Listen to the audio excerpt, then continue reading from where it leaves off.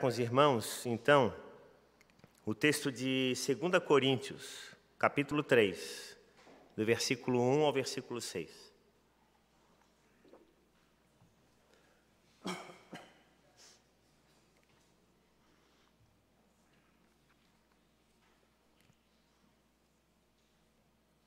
Segunda Coríntios, capítulo 3, do versículo 1 ao versículo 6. Diz-nos assim o texto: Estamos começando outra vez a recomendar a nós mesmos? Ou será que temos necessidade, como alguns, de entregar cartas de recomendação para vocês ou pedi-las a vocês? Vocês são a nossa carta, escrita em nosso coração, conhecida e lida por todos. Vocês manifestam que são carta de Cristo, produzida pelo nosso ministério, escrita não com tinta, mas com o Espírito do Deus vivo, não em tábuas de pedra, mas em tábuas de carne, isto é, nos corações. E é por meio de Cristo que temos tal confiança em Deus. Não que por nós mesmos sejamos capazes de pensar alguma coisa, como se partisse de nós. Pelo contrário, a nossa capacidade vem de Deus, o qual nos capacitou para sermos ministros de uma nova aliança, não da letra, mas do Espírito, porque a letra mata, mas o Espírito vivifica. Vamos orar mais uma vez? Ó Deus, muito obrigado pela Tua palavra, que foi lida nessa hora, e com reverência e humildade nos colocamos diante dela, pedindo a Deus a iluminação do Teu Espírito sobre o nosso entendimento. Ajuda-nos, ó Deus, a compreendê-la e, acima de tudo, a tornarmos ela prática ao sairmos aqui desse lugar. Assim oramos em nome de Jesus. Amém. E essa noite eu gostaria de conversar com os irmãos sobre esse tema, cartas não escritas. Cartas não escritas. E eu queria começar citando aqui algumas cartas. Na verdade, eu tinha muitas até para citar, cartas históricas, mas eu escolhi apenas 3, entre muitas. E a primeira delas, uma parte da carta diz o seguinte, abre aspas, é evidente que no momento o Senhor é a única pessoa do mundo capaz de impedir uma guerra que pode reduzir a humanidade ao estado de barbárie. O Senhor pagaria esse preço por mais valioso que lhe pareça o objetivo que tem em mente? Fecha aspas. Essa carta ela foi escrita por Gandhi, Mahatma Gandhi, a Adolf Hitler. E ele escreveu ela em 23 de julho de 1939. E ele pedia que o então chanceler, não mais chanceler, o então líder, o grande Führer alemão, não completasse o seu intento de ataque, de guerra. Mas o escrito ele nunca chegou ao destinatário por uma intervenção do governo britânico. E poucos meses depois, em setembro, a Alemanha invadiu a Polônia no episódio que marcou o início da Segunda Guerra Mundial. Outro trecho de uma carta escrita da história, abre aspas, se for do seu agrado, mande-me uma nota verde, americana, de $10. Na carta, porque eu nunca vi uma nota verde americana de $10 e gostaria muito de ter uma, fecha aspas. Quem escreveu isso foi Fidel Castro, para Franklin Roosevelt.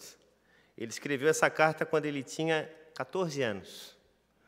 E alguns poucos anos depois, ele encabeçaria uma revolução que colocaria fim ao regime que existia lá então, com Fulgêncio Batista, e iniciaria aquela revolução que é conhecida historicamente. Outra carta da história, abre aspas, sabe pilotar, 11 vivos, preciso barquinho, fecha aspas. Essa carta ela foi escrita pelo então futuro presidente dos Estados Unidos, John Kennedy, quando ele estava junto de uma lancha que veio a fundo por um destroyer japonês. Na época, ele ainda servia o exército e ele escreveu essa carta num pedaço de coco. Ele, com uma faca, escreveu aquela carta e fez com que aquela carta chegasse. E se você colocar lá na internet, carta de Kennedy num pedaço de coco, você vai ver que ela existe até hoje, porque ele mesmo depois teve acesso a ela e mandou colocar ela num plástico, porque aquilo ali também identificou, né, aqueles que sobreviveram naquele ataque. E os sobreviventes daquele ataque, eles conseguiram chegar à Ilha de Salomão, onde Kennedy, então, ele escreve esse pedido de socorro e entrega para 2 nativos, pedindo que levassem a base aliada mais próxima. E, então, como eu disse, anos depois, já como presidente, ele coloca nesse envoltório plástico e leva para o salão oval, onde foi usada como peso de papel. A gente poderia passar a noite aqui citando inúmeras cartas que foram escritas ao longo da história. Cartas que, às vezes, surpreendem pelo seu conteúdo, né? E quando você vai ler elas, você fica imaginando, né? Por exemplo, do pedido inusitado de Fidel Castro de uma nota de $10, né? Sendo que depois ele vai se tornar um ferrenho crítico daquele modelo. Ou da carta escrita por Mahatma Gandhi, um grande pacifista, numa época em que a Índia ela era fortemente influenciada, ainda estava havendo o processo de descolonização da Ásia nesse contexto, né, tanto da Ásia como da África, e então haviam focos de resistência. O próprio Gandhi ele escreve essa carta justamente como um pedido, né, uma intenção, um desejo de impedir que todo aquele movimento da Segunda Guerra Mundial viesse a surgir. Ou cartas inusitadas, como essa de John Kennedy, né, escrita num pedaço de coco, né, e que passou a história aí como um símbolo de alguém que sobreviveu a um ataque e que depois viria a se tornar um importante presidente da nação americana. Mas, pensando, então, sobre isso, o que é uma carta? Hoje em dia, a carta ela praticamente não tem significado para nós. E essa semana, eu e a Renata, a gente estava numa papelaria aqui, no centro de Florianópolis, e, de repente, eu olhei, não sei até se eu cheguei a comentar com ela, tinha lá um nicho lá com vários envelopes. Sabe aqueles envelopes que tinham uma espécie de bandeirinha, assim, tipo verde e amarelo? Eu não sei há quantos anos eu não vi aquilo, de tão antigo que era aquilo, e aquilo hoje, na verdade, nem faz mais parte da nossa vida, né? Porque quem hoje em dia manda carta? Quem manda carta? Se a gente vive na época do SMS, do WhatsApp, né, das redes sociais, Instagram, Facebook, Twitter. Então, hoje, a informação ela se tornou assim, algo tão imediato, tão rápido, né, que, de fato, nós precisamos refletir sobre isso, sobre a velocidade com que a informação ela chega às pessoas. E não apenas sobre a velocidade com que a informação chega, mas também sobre aquilo que está, ou aquilo que compõe a carta, a veracidade dessa carta. Então, me veio ainda uma outra lembrança de quando a gente estava na UPA, éramos adolescentes, e quando a gente voltava dos retiros, a gente, para se comunicar com os amigos que fazia, escrevia a carta social. Alguém lembra disso aqui, da carta social? A carta de 1 centavo, porque era barata, só dava para botar uma folha apenas, e ainda tinha que ser uma folha levinha, porque senão, na hora que o rapaz colocasse a carta lá na balança, se passasse disso, você já pagava mais caro, né? Então, você chegava, escrevia uma carta, levava lá o quê? 4, 5 dias, uma semana para chegar no seu destino, e depois ela levava mais uma semana para que fosse possivelmente respondida, caso fosse respondida, que chegasse novamente até nós. Então, a informação, hoje em dia, ela, de fato, ela ganhou, assim, uma celeridade muito grande. E, como disse, nós precisamos, de fato, fazer uma reflexão profunda sobre esse nosso tempo e sobre a maneira como nós nos relacionamos, né, nas redes sociais, como nós nos relacionamos na nossa família, como nós nos relacionamos entre os amigos, né? Quer dizer, o tempo mudou, as coisas elas demoram mais para chegar. Você veja só, Mahatma Gandhi escreveu aquela carta e ela não chegou ao seu destino porque o Império Britânico impediu que ela chegasse. Hoje em dia, em questão de segundos, um chefe de Estado manda um recadinho, manda um tweet para outro, lá pelo Twitter, ou manda uma mensagem de Messenger, ou pelo Telegram, enfim. A velocidade com que as coisas acontecem hoje, ela é absurda, né, em tempo real. E isso, historicamente situado, foi marcado desde o dia 11 de setembro de 2001. Vocês lembram o que aconteceu no dia 11 de setembro de 2001? Quando as Torres Gêmeas elas caíram? Para os historiadores, aquela data ela é um marco temporal, porque no momento em que a primeira torre ela foi atacada, todos os canais de televisão voltaram as suas câmeras para lá. Só que ninguém esperava, e aí eles começaram a filmar aquilo e transmitir mundialmente ao vivo. Só que ninguém imaginava que alguns minutos depois um outro avião viria e atingiria a outra torre.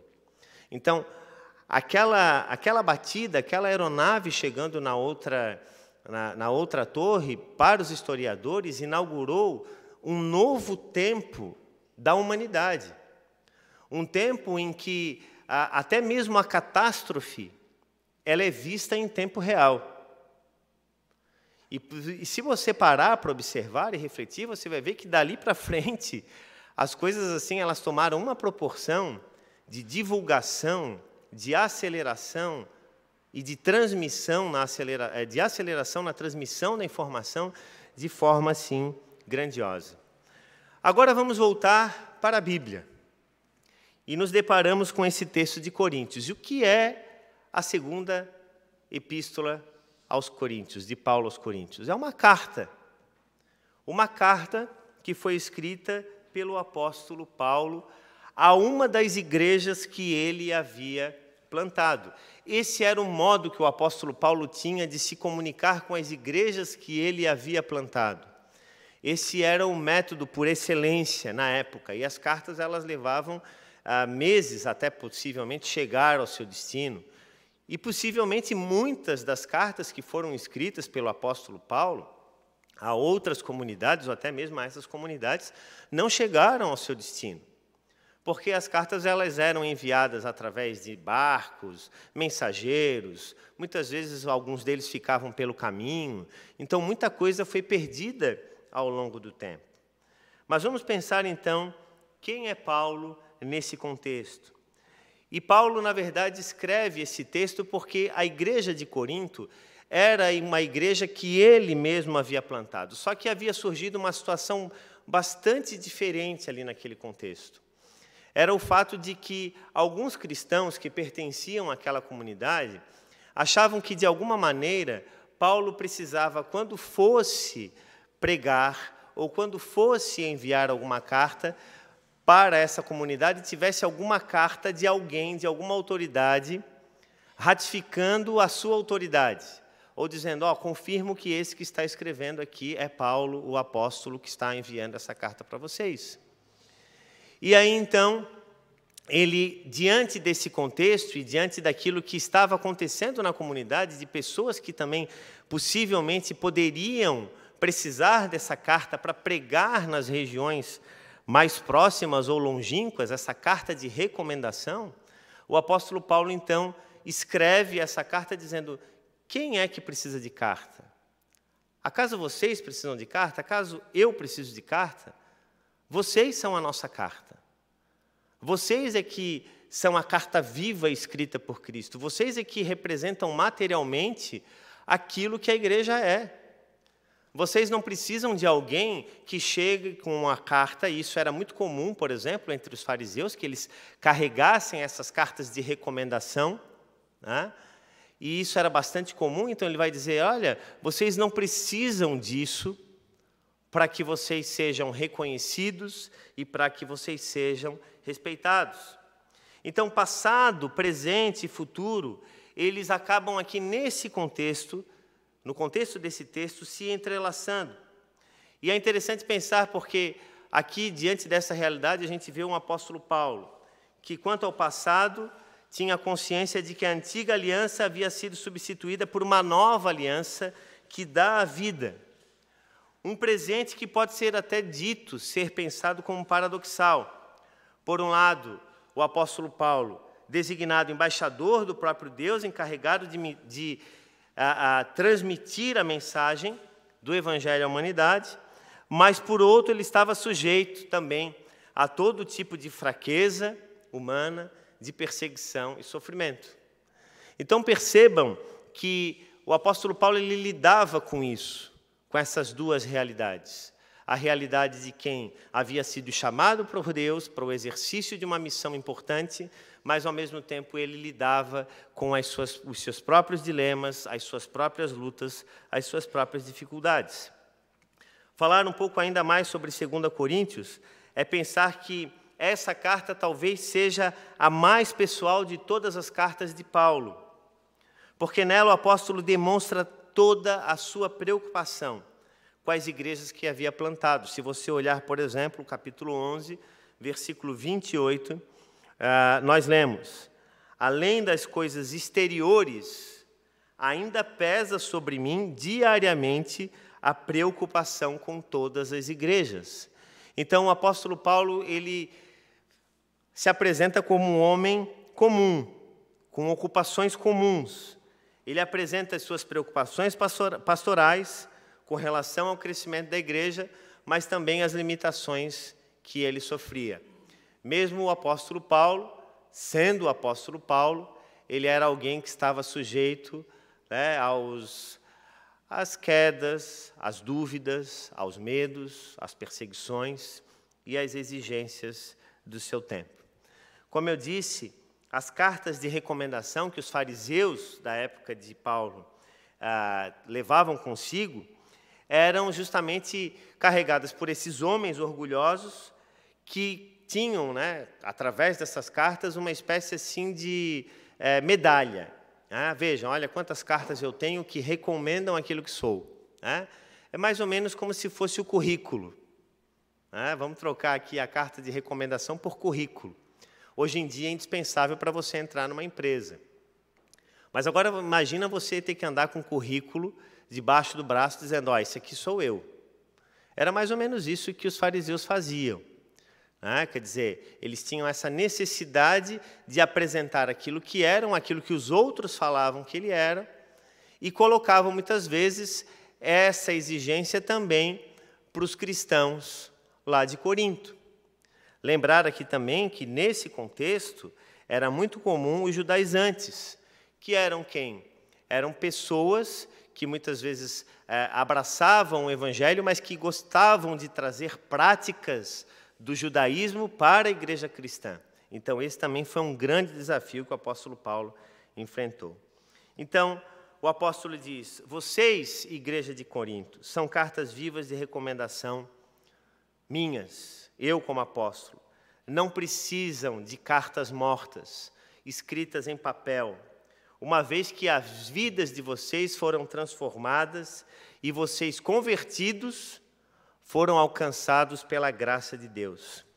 Então, o apóstolo Paulo enfatiza essa mudança importante daquilo que estava acontecendo, daquilo que já havia acontecido e do que a igreja de Cristo havia inaugurado. Veja só, aquilo que identifica os cristãos, a partir desse texto do apóstolo Paulo, que o apóstolo Paulo reforça, é a identidade. Algumas reflexões importantes a gente pode trazer, então, a partir desse início, né, dessa introdução que eu fiz aqui.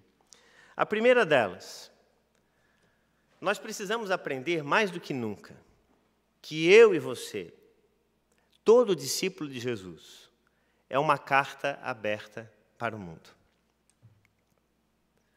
Eu e você somos uma carta aberta para o mundo. Que muito mais do que as nossas palavras, as nossas ações dizem muito de nós. Mas se bem que hoje em dia, em tempos em que as pessoas, elas, de alguma forma, e a pandemia ela trouxe isso, né? Esse afastamento físico das pessoas, nunca também as palavras tiveram tanto valor. Então, nós como cristãos, testemunhamos para o mundo aquilo que Cristo é. Goste você ou não, goste eu ou não, se eu caminho com Cristo, se eu sou um discípulo de Jesus, se eu fui alcançado pela graça, eu sou uma propaganda constante do Cristo no mundo. Por mais que você diga, não, não é bem assim. Eu e você somos. Então, as nossas ações, a nossa maneira de ser, o nosso modo de agir, ele está sempre sendo medido e observado. E observe, gostemos disso ou não, aceitemos isso ou não, as pessoas estão sempre emitindo algum tipo de juízo sobre nós, sobre aquilo que falamos, sobre aquilo que vivemos, sobre aquilo que comemos. Nós vivemos em sociedade. Jesus várias vezes foi questionado pelos fariseus pela forma como os seus discípulos viviam, lembram-se disso? Quando Jesus foi questionado porque eles colhiam espigas no dia do sábado, porque Jesus comia com pecadores, porque Jesus se assentava na roda de pessoas, a roda com pessoas que eram consideradas impuras, porque Jesus conversava sozinho com mulheres, porque Jesus chamava crianças para o meio da sua pregação, da sua mensagem. Então vejam que o próprio Cristo viveu isso na pele. Ele viveu essa situação de que as pessoas nos julgam. A sociedade julga. E nós julgamos as pessoas. Não vamos dizer que só os outros nos julgam. Nós também emitimos juízos sobre as pessoas. Nós emitimos juízos, ainda que sejamos muito assim, recatados na nossa maneira de expressar isso, mas toda vez que a gente olha para alguém, a gente emite algum tipo de juízo. Ainda que isso fique em silêncio, guardado lá no recôndito do nosso coração. Ainda bem, né? Porque já pensou se saísse aqui, se tivesse um painelzinho aqui na nossa testa? Deus me defenda. Especialmente nos nossos dias, o negócio não ia dar certo, né? Mas assim, percebam que nos nossos dias é isso, né? Nós lá em casa, né? Isso acontece direto. Se eu falo alguma coisa, daqui a pouco a Ana Luísa está dizendo, olha, pai, tu disseste tal coisa. Está ela aqui, ó, paradinha, me ouvindo para concordar comigo depois. Vou chegar em casa e dizer, pois é, pai, tu falou lá na hora do culto, né? Mas é isso, assim, a gente está sempre sendo cobrado. E, portanto, isso é uma coisa que faz parte. O apóstolo Paulo nos coloca diante desse fato. Por exemplo, um exemplo que eu sempre gosto de dar é o exemplo de um médico. Né? Nós julgamos um médico, por exemplo, pelo tratamento que ele dá aos seus pacientes. Se você vai a um médico, e que me perdoem aqui os nossos médicos, né, Magali está ali, não é uma crítica não, viu? Só apenas uma constatação, uma citação, um exemplo. Vou falar de advogados aqui também, tá? Aí em casa eu me resolvo aqui com a Renata. Mas, por exemplo, se um médico, um advogado, qualquer pessoa que seja, é atendido, e essa pessoa não é bem atendida, qual é a referência que você vai dar dessa pessoa para outra? Uma referência boa ou ruim? Então, a glória de um médico, de um advogado, de um profissional, de um empresário, de um prestador de serviço, ela está em quem? Na pessoa a quem ela serve. Então, se eu não cuido da maneira como eu trato, como eu cuido das pessoas, como eu atendo as pessoas, é natural que aquelas pessoas insatisfeitas não digam aquilo que é bom a meu respeito. Então, assim, isso é uma coisa bastante difícil, né? Mas é uma verdade bíblica. Então, é isso que o apóstolo Paulo está reforçando. A igreja não precisa de cartas de recomendação, porque nós, cada um de nós, é a igreja de Cristo no mundo, na sociedade que nós vivemos. Então, as pessoas elas estarão constantemente medindo o que é a igreja por aquilo que nós somos, por aquilo que nós falamos, por aquilo que nós estamos dizendo. E isso, irmãos e irmãs, tem tudo a ver com o tipo, com o tipo de evangelho que pregamos e vivemos. E a pergunta que eu e você sempre devemos nos fazer é: que tipo de evangelho que nós pregamos e que nós vivemos? É claro que não existe perfeição.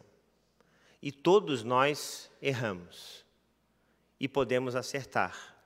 A vida é isso. Ninguém nasce perfeito. As pessoas elas estão sempre em constante construção.